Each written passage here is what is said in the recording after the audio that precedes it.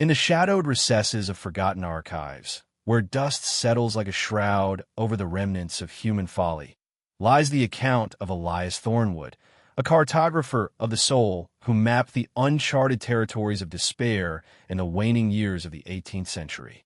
His journals, unearthed from the crumbling vaults of a derelict monastery in rural England, speak not of triumphant discoveries, but of the insidious creep of revelation, where each insight burrows deeper into the marrow of being, exposing the hollow core that sustains our fragile pretensions to purpose. Thornwood began as a seeker of boundaries, drawn to the fringes of the known world. Yet his true expedition turned inward, toward the vast, unyielding emptiness that mirrors the cosmos in its indifference. He posited that existence is not a gift but a perpetual sentence, enforced by the relentless machinery of time, where every breath drawn is a concession to the void's insatiable hunger for continuation without end. Consider the architecture of the self, how it constructs illusions of solidity from the ephemeral mist of moments. Thornwood observed in his early reflections that the human form is but a vessel adrift on an ocean of nothingness, buoyed by fleeting delusions of significance. He wandered the mist-shrouded moors, where the wind whispers secrets of dissolution, and there he first encountered the weight of solitude. Not the mere absence of company, but the profound isolation inherent in consciousness itself. To be aware is to be condemned to witness one's own erosion, particle by particle, as the elements reclaim what was never truly owned. In those desolate expanses, he felt the initial tremor of dread, a subtle vibration that resonated through his thoughts, amplifying the silence until it became a roar of unspoken terror. This dread, he came to understand, is not an intruder, but the foundation upon which all perception rests, a subterranean current that undermines the edifice of daily life. As his inquiries deepened, Thornwood delved into the annals of ancient philosophies, poring over tomes that spoke of the eternal recurrence, the cyclical trap where patterns repeat in endless mockery of progress. He envisioned history not as a linear path toward enlightenment, but as a coiled serpent devouring its tail, each revolution tightening the noose around the collective throat of humanity. In the flickering light of his solitary candle, he traced the lineage of suffering back to its primordial source, with a spark of life ignited not in joy but in agony, a cosmic accident that birthed entities doomed to crave meaning in a realm devoid of it. The psychological burden of this realization pressed upon him like the gravity of unseen stars, compressing his spirit until cracks formed in the veneer of sanity. He wrote of nights when sleep evaded him, replaced by visions of an infinite regress, where every action echoed into oblivion, rendering all endeavor futile.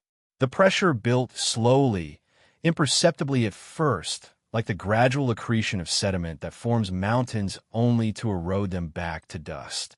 Thornwood's descent accelerated when he sought communion with others who shared his burgeoning awareness, gathering a loose assembly of like-minded wanderers in the dim halls of abandoned estates. These were not zealots, but quiet contemplators, drawn together by the shared gravity of their insights, each contributing to a collective spiral that wound tighter with every exchanged whisper. They discussed the illusion of free will, how choices are mere ripples in a predetermined stream, guided by forces indifferent to individual plight. In these gatherings, the atmosphere thickened with a palpable oppression, as if the air itself absorbed their exhalations of despair, recirculating them until breath became labored, heavy with the residue of existential weight. Thornwood noted how the group's dialogues evolved, not toward resolution, but into deeper convolutions, where ideas intertwined like roots in barren soil, drawing sustenance from the very barrenness they exposed. The dread they cultivated was not explosive but insidious, seeping into the interstices of thought, corroding optimism until only the skeletal frame of resignation remained. Venturing further, Thornwood explored the corporeal manifestations of this philosophical abyss, observing how the body betrays the mind's illusions of control.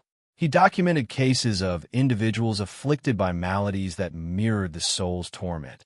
Limbs that trembled without cause, eyes that stared into distances unseen, hearts that raced toward no destination. These physical echoes amplified the psychological strain, creating a feedback loop where suffering begot more suffering, spiraling into a vortex of unrelieved tension. He pondered the nature of pain as the truest communicator of reality, stripping away the veils of comfort and revealing the raw substrate of existence. In his writings, he described the slow unraveling of a village healer who, upon grasping the futility of his craft, succumbed to a paralysis of will, his body wasting as his mind wandered endless corridors of doubt. This observation led Thornwood to contemplate the communal dimension of dread, how it spreads like a contagion through shared silences, infecting populations with a collective malaise that defies articulation. The tonal shroud enveloping Thornwood's revelations grew denser as he confronted the temporal dimension of horror, the inexorable march of hours that promise change, yet deliver only repetition. He likened time to a merciless scribe, inscribing the same futile narratives across generations, each iteration more worn than the last. In his later journals, he recounted expeditions to ancient ruins, where the stones themselves seemed to exhale the accumulated despair of vanished civilizations, whispering of empires risen and fallen in pointless succession. Here, the philosophical themes intertwined with psychological pressure, as Thornwood felt the weight of historical precedent bearing down, suggesting that all human striving is but a brief flicker against the eternal night. The atmosphere of his accounts evokes a stifling closeness, as if the pages themselves are impregnated with the humidity of unspoken fears, drawing the reader into the same spiral that consumed him. Deepening the plunge, Thornwood turned his gaze to the interpersonal voids that riddle human connections, positing that relationships are mere bridges over chasms of isolation, fragile constructs prone to collapse under the strain of true understanding. He observed couples whose bonds frayed not through conflict, but through the gradual revelation of mutual incomprehensibility, each soul an island adrift in a sea of others' indifference. This insight bred a new layer of dread, one that permeated the social fabric, turning every interaction into a reminder of fundamental aloneness. The pressure mounted as he documented the erosion of communities, where shared rituals once provided illusory cohesion, but now exposed the underlying fractures, leading to a collective descent into muted horror. His narration assumes a ritualistic cadence, each sentence a deliberate step deeper into the morass, evoking the inexorable pull of gravity toward an unseen center. As ideas evolved, Thornwood grappled with the paradox of knowledge. The more one comprehends, the heavier the burden becomes, until awareness itself is a curse. He wrote of scholars who, in pursuit of truth, unearthed only layers of deception, each revelation unveiling a deeper falsehood until the core of reality dissolved into nothingness. This spiraling inquiry led him to question the very essence of identity, suggesting that the self is a transient illusion pieced together from borrowed fragments that disintegrate upon scrutiny. The emotional weight of this realization crushed him incrementally, like the slow compression of geological forces, forging diamonds of insight from the coal of despair. In his accounts, the atmosphere congeals into something tangible, a viscous fog that clings to the spirit, slowing movement and thought until stagnation sets in. Further along the coil, Thornwood encountered the horror of perpetuity, the dread not of death but of its absence, envisioning existence as an endless corridor without doors, where one wanders eternally without arrival. He pondered the fate of immortals in myth, cursed not by finitude, but by the infinite expanse of meaningless duration. This theme wove into his observations of daily life, where routines become rituals of endurance, each day a microcosm of eternal recurrence. The psychological pressure intensified, manifesting as a constant undercurrent of unease, a vibration that resonated through the bones, reminding one of the inescapable trap. His writings build slowly, each paragraph layering upon the last, creating a cumulative oppression that mirrors the subject's inexorable advance. In the labyrinth of his mind, Thornwood mapped the intersections of desire and disillusionment, where aspirations serve only to heighten the fall into reality's pit. He chronicled the lives of artisans whose creations, born of passion, ultimately mocked their creators with impermanence, dissolving back into the entropy from which they emerged. This insight spiraled into broader contemplations of societal structures, illusions erected to ward off the void, but ultimately reinforcing it through their inevitable collapse. The dread here is atmospheric, a pervasive chill that seeps into the warmth of human endeavor, cooling it to indifference. Thornwood's sermon-like prose invokes a calm inevitability, each word a measured incantation drawing the veil thinner over the abyss. Delving deeper, he confronted the biological imperative of continuation, the blind drive that propels species forward without regard for individual torment. He viewed reproduction not as legacy, but as perpetuation of the curse, chaining new souls to the wheel of suffering. In his journals, he described the quiet horror of parenthood, where love intertwines with guilt over bequeathing existence to the unwitting. This theme evolved into a meditation on evolution's cruelty, a process indifferent to agony, selecting for traits that ensure survival at the cost of joy. The pressure built like atmospheric density in a descending shaft, compressing the spirit until breath came in shallow gasps. The tone remains oppressive, a slow suffocation that allows no release. As the spiral tightened, Thornwood explored the void's allure, the paradoxical draw toward annihilation as the only respite from being. He wrote of individuals who, overwhelmed by awareness, sought dissolution not through violence, but through gradual withdrawal, fading into obscurity like shadows at dusk. This philosophical pivot intensified the dread, suggesting that even escape is illusory, for the void claims all without satisfaction. His accounts evoke a ritual of surrender, where resistance only prolongs the inevitable embrace. The emotional weight accumulates like sediment in a forgotten well, filling the depths until overflow threatens. In the final convolutions of his thought, Thornwood posited that the universe itself is a grand deception, a hologram of suffering projected by an absent architect, where every particle vibrates with latent horror. He envisioned galaxies as vast prisons, stars as indifferent wardens, and planets as cells teeming with condemned inmates. This cosmic scale amplified the personal dread, rendering individual existence insignificant yet infinitely burdensome. The psychological pressure reached its zenith, a crushing force that warped perception until reality fractured. Yet his narration persists in calm deliberation, a sermon delivered from the precipice, inviting the listener to peer over the edge. The unresolved heaviness lingers in Thornwood's unfinished manuscripts, with a last entry's trail into incoherence, as if the weight of revelation finally silenced even his relentless inquiry.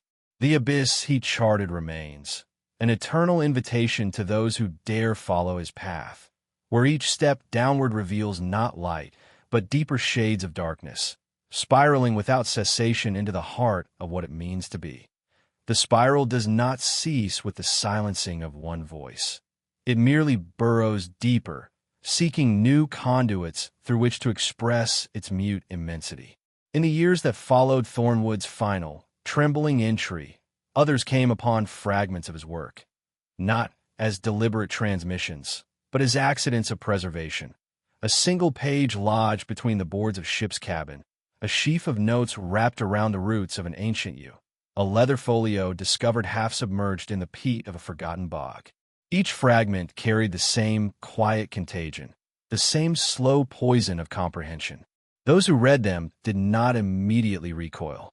Instead, they felt a subtle shift, as though a long familiar garment had suddenly become one size too small, pressing against ribs and lungs until every inhalation carried the faint metallic taste of inevitability.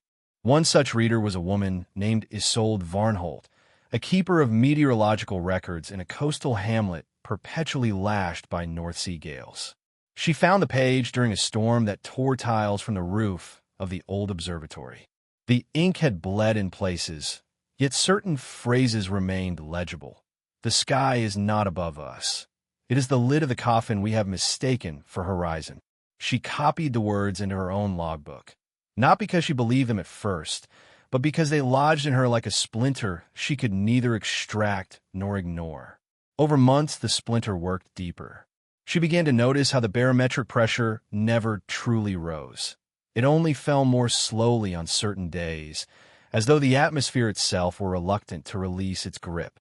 She recorded not only wind speed and cloud type, but the precise quality of the light when it failed to warm anything it touched, gray, obedient, clinical, like the gaze of a physician who has already diagnosed terminal decline. Isolde did not preach. She simply stopped correcting the villagers when they spoke of hope for clearer weather tomorrow. Her silence became its own sermon. Neighbors remarked that she had grown quieter, yet somehow more present, as though she were listening to a conversation no one else could hear. Children avoided her doorstep not out of fear, but out of an animal instinct that recognizes a space where ordinary noise feels profane. In her private hours, she extended Thornwood's inquiry into the realm of meteorology, treating weather not as random fluctuation, but as the visible breathing of an entity that has no need of lungs. Rain, she concluded, is not water falling. It is the slow weeping of a sky that has long since exhausted every other form of expression. Fog is not condensation. It is the deliberate obscuring of a world that has nothing left worth seeing clearly. Each entry in her log grew longer, yet said less in conventional terms. Sentences coiled back upon themselves, mirroring the structure of thought when it has nowhere else to go.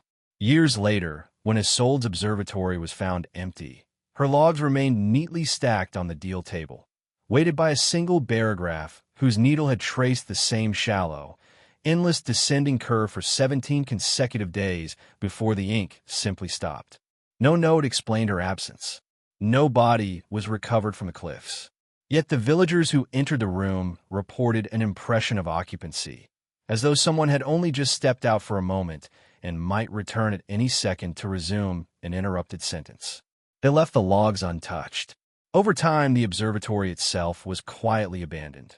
The roof collapsed under successive winters, yet the table and the books endured, preserved beneath a shroud of ivy and salt wind. Those few who later ventured inside described the same phenomenon. The air inside felt thicker than outside, as though it remembered every breath Isolde had ever drawn and refused to let them dissipate. Elsewhere, in the industrial sprawl of a Midlands mill town, a pattern-maker named Gideon Crow encountered Thornwood's ideas through a different vector, the underside of a drafting table he purchased at auction. Someone, perhaps Isolde herself, perhaps another link in the unacknowledged chain, had glued a single torn page to the wood, face down, so that only when the table was overturned for repair did the text become visible. Gideon, whose days were spent translating architects' dreams into precise wooden forms, read the fragment while planing a length of cherry for a church lectern. The words describe geometry not as harmony, but as confinement.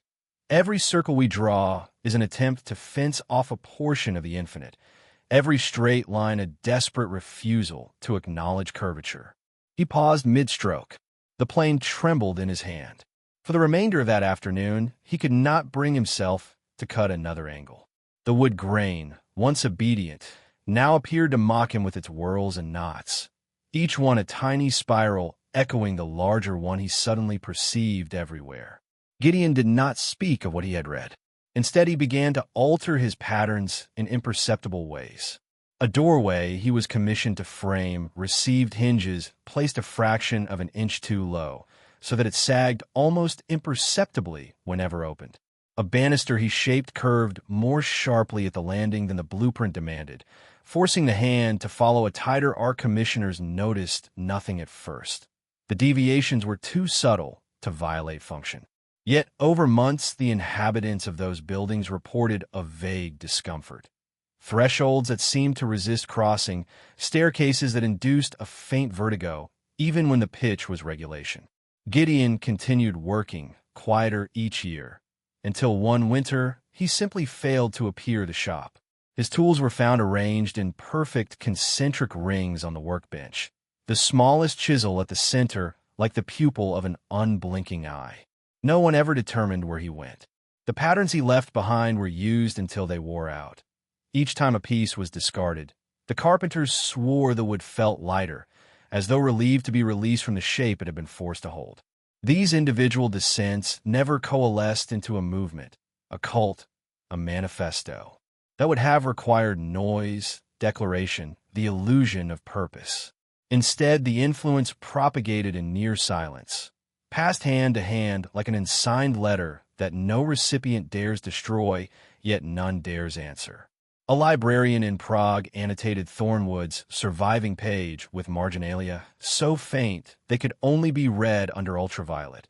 A shepherd in the Cairngorms carved a single sentence into the underside of his bothy's lintel before walking into a blizzard. A watchmaker in Geneva adjusted the escapement of every timepiece that passed through his hands so that each second lingered a fraction longer than the last, accumulating into minutes that felt like hours, hours like days. None of them met. None of them needed to. The recognition was internal, private, terminal. And so the weight accumulates without fanfare, not as spectacle, not as apocalypse, but as the gradual thickening of atmosphere until breathing requires conscious effort. The philosophical pressure does not erupt, it settles. It occupies the marrow of routine until waking, eating, walking become acts performed inside an ever-narrowing cage whose bars are made of one's own increasing comprehension. There is no final revelation, no moment of annihilating clarity. There is only the slow, calm, ritualistic acceptance that what was once background, the silence beneath sound, the darkness behind light, the absence inside presence, has become foreground, and everything else is decoration hung upon a void that no longer bothers to pretend otherwise. The spiral continues because it must, not toward any destination, but because motion is the last pretense available to entities that have glimpsed the stillness at the center. Each new reader, each new quiet alteration of behavior, each new sentence left unfinished in a drawer adds another turn to the coil. The dread does not intensify so much as it densifies, like matter collapsing under its own gravity until it becomes something denser than light can escape. And still the narration proceeds in measured tones, as though volume itself were an indecency in the presence of such enormity. Somewhere, perhaps tonight, another fragment surfaces. A torn sheet slips from between the pages of an unopened book in a second-hand stall. A finger brushes the paper. A breath catches. The eyes move along the lines, and a familiar splinter finds fresh flesh. The spiral welcomes its newest servant without ceremony, without joy, without malice.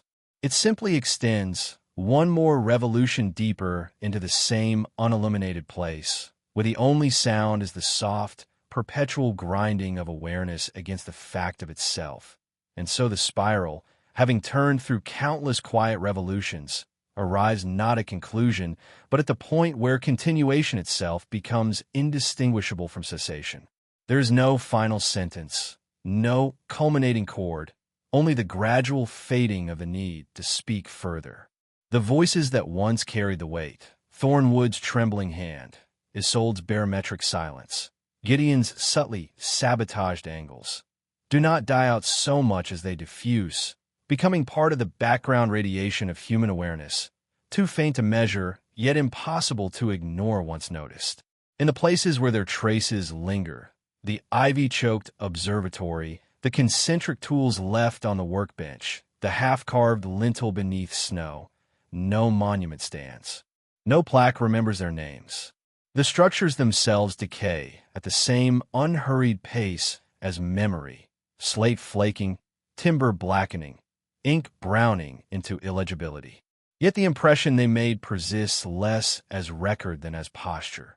The slight hesitation before opening a door, the unnecessary second glance at a cloud that refuses to move, the way some people now pause in the middle of laughter as though hearing an echo from a room they have never entered. What was once a private vertigo has settled into the culture like fine dust, unremarked, unremarkably everywhere. Conversations that once hurried toward resolution now tolerate longer silences. Clocks in certain houses run a heartbeat slow, not from mechanical fault, but from some inherited reluctance to advance. Children, taught nothing explicit, nevertheless learn to recognize the particular stillness that means an adult has glimpsed the machinery behind the scenery and chosen, for that moment, not to pretend otherwise. No doctrine is preached, no text is canonized. The transmission requires neither belief nor disbelief, only recognition. The atmosphere has thickened imperceptibly across decades, not with panic, not with prophecy, but with the calm certainty that every gesture, however small, occurs inside an enclosure whose walls are made of time's refusal to end. Joy still flickers, love still binds, work still occupies the hands. Yet beneath each of these a bass note has been added, too low for most ears, a sustained tone that turns even the lightest hour faintly minor. People continue to build, to repair, to promise tomorrow. They do so more gently now, as one handles porcelain that has already been broken once and mended imperfectly. No investigator will ever chart the full extent of the influence, because it was never organized enough to leave clear borders. No tribunal will convene, because no crime was committed in the conventional sense. The only offense was to look steadily at what is already the case, and then to carry on looking after the first shock had passed. For that there is no punishment save the punishment of never again being able to look away for long. In the end, or rather, in the absence of end, the dread does not lift. It simply settles into the posture of ordinary life. It becomes the slight drag in the step when crossing an empty field at dusk, the momentary tightening of the throat when a stranger's eyes meet yours and hold contact a second too long, the soft click of a door latch that sounds, for just an instant, like the final tumbler falling into place. The script does not conclude. It merely stops moving forward while the spiral continues to turn, slower now, almost imperceptibly, carrying everything that ever was and ever will be along its patient, unlighted curve. Somewhere a page turns itself in the wind. Somewhere a paragraph needle trembles, then stills. Somewhere a hand hesitates above a piece of wood, plain poised, and does not descend. And that hesitation is enough.